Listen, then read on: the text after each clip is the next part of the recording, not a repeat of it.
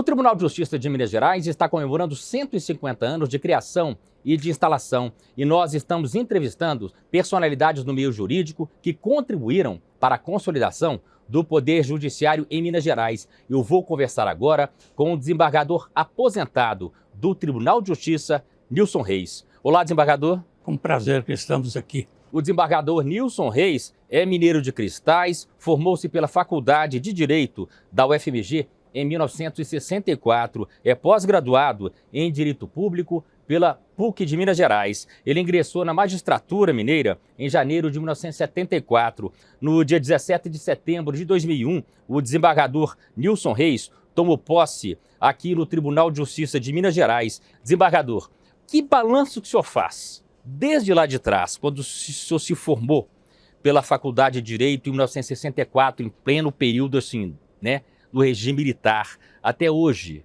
com o Poder Judiciário com maior autonomia, com maior independência? Que balanço que o senhor faz desses períodos? Primeiro, é um prazer estar aqui, né, e junto aqui no Tribunal de Justiça de Minas Gerais, que tanta história tem na história da justiça no Brasil. E aí vale lembrar também os 150 anos do Tribunal de Justiça de Minas Gerais, né, através de um decreto imperial Dom Pedro II, em agosto de 73. Que era o Tribunal da Relação, né, Era o Tribunal da Relação, que depois passou a se chamar, de acordo com o tempo, né, passou a chamar Corte de Apelação, né, e Tribunal de Apelação, e depois hoje Tribunal de Justiça. E aí você me faz lembrar, nos tempos anteriores, a existência do Poder Judiciário e a criação das comarcas de Sabará, antigamente Rio das Velhas, não é isso? E Rio das Mortes, São João del Rei, e de Ouro Preto, não é? De Vila Rica. Mas eram subordinadas ao Tribunal de Relação do Rio de Janeiro. Só depois, então, é que nós tivemos a criação do Tribunal de Minas, e aí vamos lembrar em 1873, em Ouro Preto. E só depois de 20 anos ou 20 anos, é que veio o Tribunal de Relação ser removido para Belo Horizonte, e somente através da Constituição de 1988 é que o Poder Judiciário ganhou uma autonomia financeira e administrativa. Então a gente vê nesse tempo todo que o juiz sempre foi uma marca constante de paz, mas de tudo, acima de tudo. Nós podemos lembrar que o magistrado, nesse tempo todo, né, desde as comarcas que nós citamos aqui, o Tribunal de Relação, a Corte, o Tribunal de Apelação, o Tribunal de Justiça, a gente vê a intelectualidade, a sabedoria com que o magistrado implantou o direito e a visão de justiça no Brasil. Se não tinha aquela independência, porque dependia da interferência administrativa de outro poder, nós ganhamos, a partir da Constituição de 1978, a autonomia financeira e administrativa.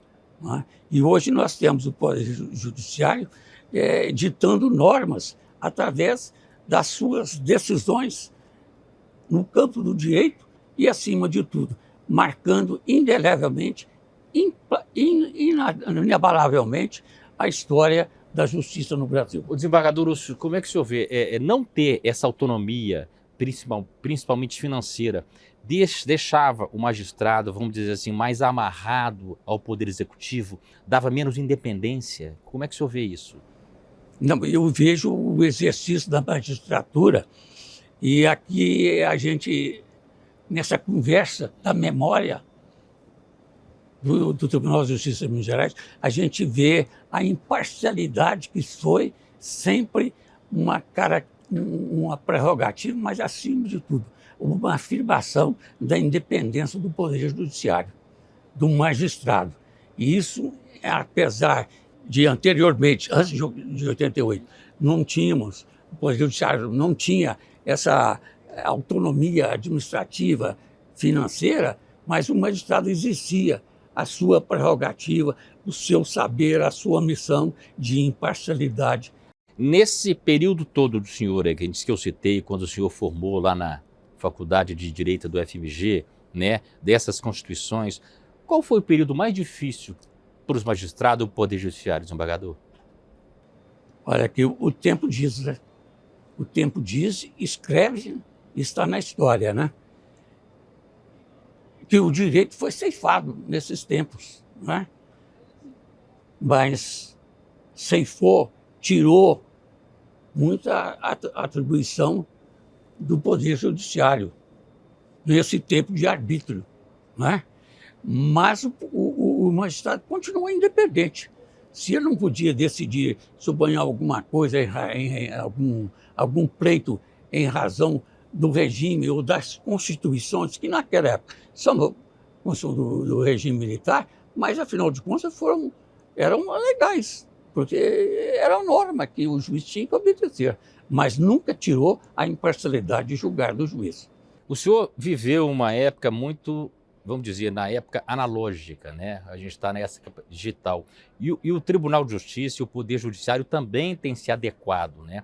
E acredito que na época do senhor não havia o PJE, por exemplo, esse processo judicial eletrônico. Como é que o senhor vê essa modernização do Poder Judiciário? Você me faz lembrar aqui, eu era estudante do curso, eu estudava em Lavras, no Instituto Gamo. Eu me lembro, na vez, pertencendo ao Retiro Literário e Recreativo do Gamo, né? Eu me lembro que, naquela época, eu fiz um trabalho sobre automação. Já, ainda que rusticamente, grosseiramente, antevendo alguma coisa, né? Mas hoje nós temos essa informação e essa tecnologia que tem que ser respeitada e ela só traz avanço. Desembargador, uma outra pergunta. O senhor, enquanto exerceu o cargo aqui no Tribunal de Justiça, o que mais marcou o senhor enquanto magistrado? Olha aqui, foi primeiro a vocação de ser juiz, a afirmação do magistrado, a colaboração que o magistrado pode ensejar a vida pública e a vida privada. E aquilo que todos nós decantamos, que é a paz. E a solidariedade, a firmeza, a independência do magistrado, tudo isso reflete um tempo de intelectualidade, mas, acima de tudo, de uma afirmação da vocação de magistrado para o bem, né? Para o bem.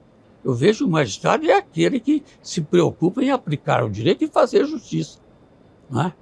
E com independência e imparcialidade e sempre pensando no bem, sem jamais se prender a qualquer interesse pessoal ou de outra espécie.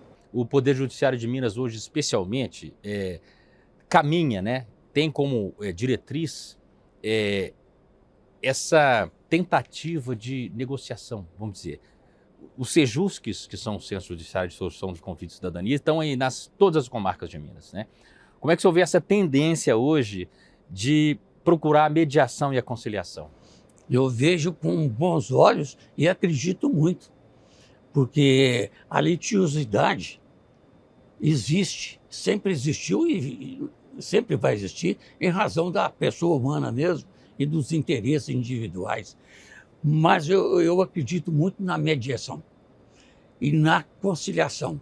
Isso tem sido uma norma do Poder Judiciário, né? E esse caminho traçado para a conciliação, a mediação, só vai trazer cada vez mais uma pronta e efetiva missão do Poder Judiciário, que acredita numa solução primeira de uma mediação, de uma conciliação, que resolve litígio, devolve a paz às partes, às pessoas, físicas ou jurídicas. Eu só acredito no bem.